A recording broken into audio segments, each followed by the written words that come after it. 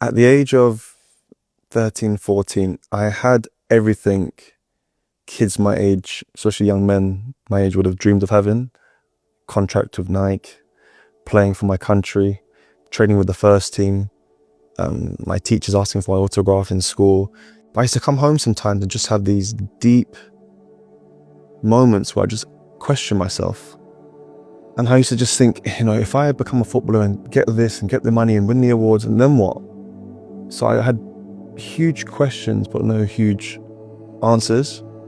I was raised to be a good person, to believe in myself and to follow your dreams. And that I did.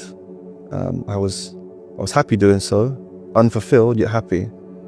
But it got to a stage where I noticed one of the closest people to me completely change. One of my sisters in particular, she started to go down a very dark route, experimenting with witchcraft, tarot card reading, relationships with guys, clubbing, and all of a sudden it was like she was a brand new woman.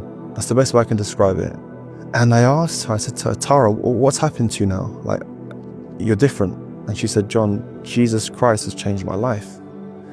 And my initial reaction was to laugh, because I'd never had any reference in my life of this Jesus character changing anyone. I heard about him as a historical figure, maybe in RE lessons, but there was no sort of interaction with any understanding of him impacting people today. Even before having a conversation with my sister, I read it in the newspaper how Kaka won the Ballon d'Or and he gave the glory to this Jesus character.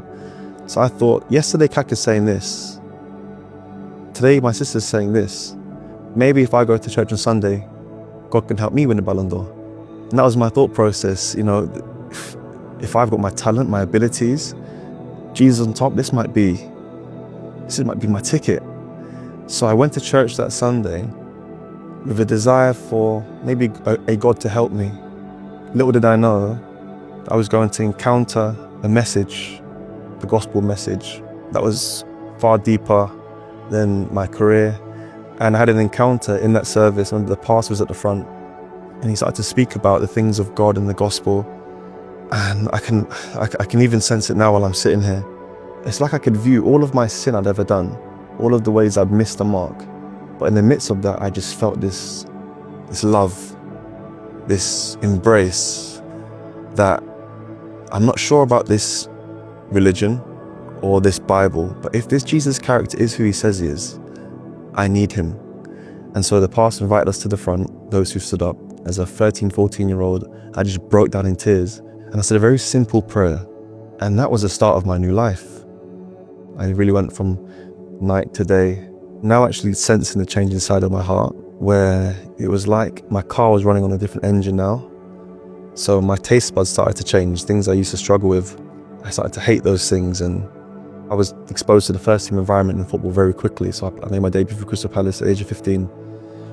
So, there'll be guys on the bus, like grown men, mortgages and families to look after, looking at, adult magazines on the bus, and I'll be there with my little Bible, like back to back with these guys.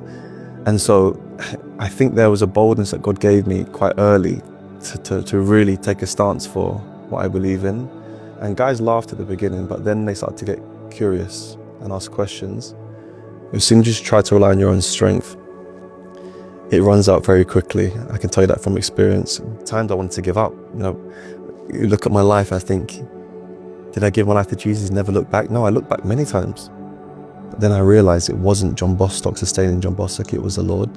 Yeah, my life has never been the same since.